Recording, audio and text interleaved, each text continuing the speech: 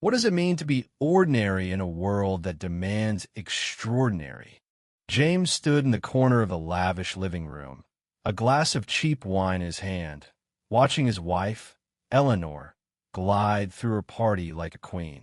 The room buzzed with her friends sharp-eyed, designer-clad women who laughed too loudly and men who spoke in rehearsed tones about their latest ventures. The chandeliers glittered, the music pulsed softly, and Eleanor was the sun, radiant in her emerald dress, her laughter cutting through the air like a blade. James, in his faded blazer and scuffed shoes, felt like a shadow in her orbit. He was used to it, or so he thought. They had been married for 12 years, and in that time, James had built a quiet life as a high school math teacher. He loved his job the way his students' eyes lit up when they finally grasped the concept, the small victories of a well-solved equation. It wasn't glamorous, but it was his.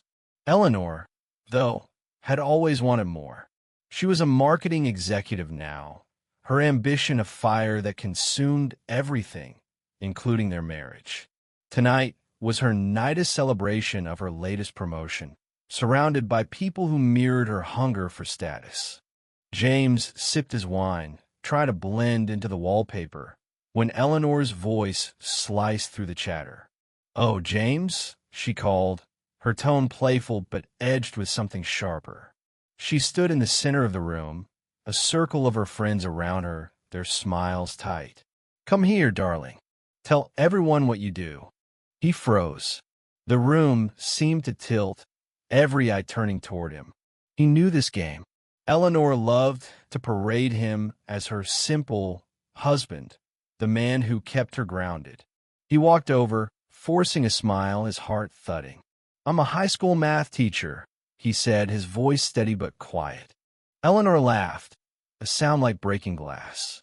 "You're just ordinary," she sneered loudly, her words dripping with mockery. Her friends tried not to laugh, their lips twitching, their eyes darting away. One woman coughed into her drink. A man adjusted his tie.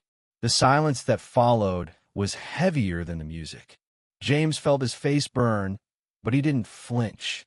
He stood there, meeting Eleanor's gaze, seeing the triumph in her eyes. She expected him to shrink, to retreat. He always had, but something in him shifted that night. A spark, buried deep, flickered to life. James excused himself, slipping out to the balcony. The city skyline stretched before him, a constellation of lights that felt both distant and alive. He leaned against the railing, replaying her words. Ordinary. Was that really what he was? He thought of his students, the ones who came to him after class, scared and lost, asking for advice not just about math, but about life. He thought of the late nights grading papers, the early mornings planning lessons. He thought of the boy last year, Marcus, who had been on the verge of dropping out until James spent weeks tutoring him, helping him pass his exams. Marcus was at college now, the first in his family. Ordinary? Maybe. But James had changed lives. As he stood there, the glass door slid open. A woman stepped out, her presence quiet but undeniable. She was older, maybe in her 60s, with silver hair and a kind, weathered face. She wasn't one of Eleanor's usual crowd. Her dress was simple, her jewelry modest. "You're James, aren't you?" she asked, her voice warm. He nodded, wary. "And you are?" "Clara," she said, offering a small smile. "I'm Eleanor's aunt. I don't come to these things often. Too much noise." She paused, looking at him with eyes that seemed to see more than he wanted to show. "I heard what she said. I'm sorry." James shrugged, his throat tight. "It's fine. I'm used to it." Clara shook her head. "No one should be used to that. You know, I was a teacher too. 30 years. I taught history. People like Eleanor, they think teaching is small. But it's not. It's everything." Her words hit him like a wave. He hadn't expected Thesa, stranger, seeing him, really seeing him. Clara leaned closer, her voice dropping. "I knew Eleanor when she was a girl. She was always chasing something bigger, something shinier. But you? You're the kind of person who builds the world, James. Don't let her make you forget that. He stared at her, the spark in his chest growing brighter. Clara patted his arm and slipped back inside, leaving him alone with the city and his thoughts. For the first time in years, James felt a quiet strength stirring inside him. He wasn't just Eleanor's husband. He wasn't just ordinary. He was enough. The party dragged on, but James didn't return to the corner. He moved through the crowd, his shoulders straighter, his eyes clearer. He caught snippets of conversation stocks, vacations, promotions, and realized how little he cared. These people, with their polished lives, were chasing something too. Maybe they were the ordinary ones, trapped in their endless race for more. Then came the twist he hadn't seen coming. As he reached for a drink, a young man approached him, his face nervous but determined. "Mr. Carter," he said, his voice shaking. James turned, confused. The man was in his early 20s, dressed in a borrowed-looking suit. "I'm Daniel Ruiz. You probably don't remember me, but you were my teacher in 9th grade. You changed my life." James blinked, searching his memory.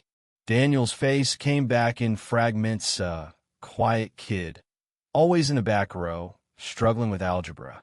"Daniel," James said, a smile breaking through. "It's good to see you."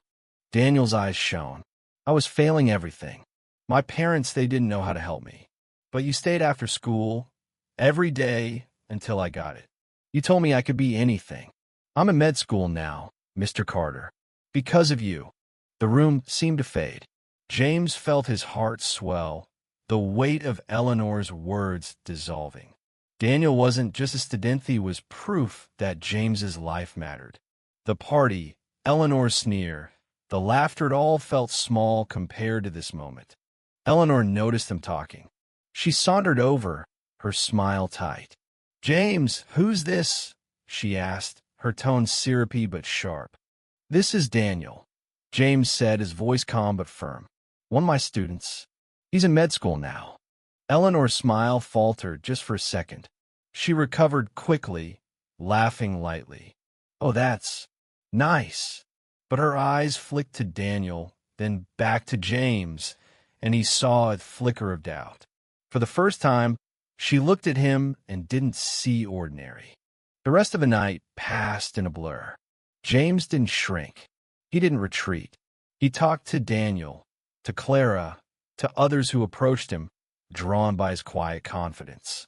He wasn't loud or flashy, but he was present, and that was enough. When the party ended, Eleanor was quieter than usual. In the car, she stared out the window, her fingers tapping restlessly. "You surprised me tonight," she said finally, her voice softer than he'd heard in years. "I didn't know about Daniel." James glanced at her, his hands steady on the wheel. "There's a lot you don't know, Eleanor," he said, not unkindly. "Maybe you should ask sometime." She didn't respond, but the silence between them wasn't heavy anymore. It was open, full of possibility. As they drove through the city, James thought about Clara's words, about Daniel's gratitude, about the spark that had ignited inside him. Ordinary? Maybe. But ordinary people could do extraordinary things. They could teach, inspire, change lives. They could stand tall in a room full of noise and know their worth. And for the first time in years, James knew his.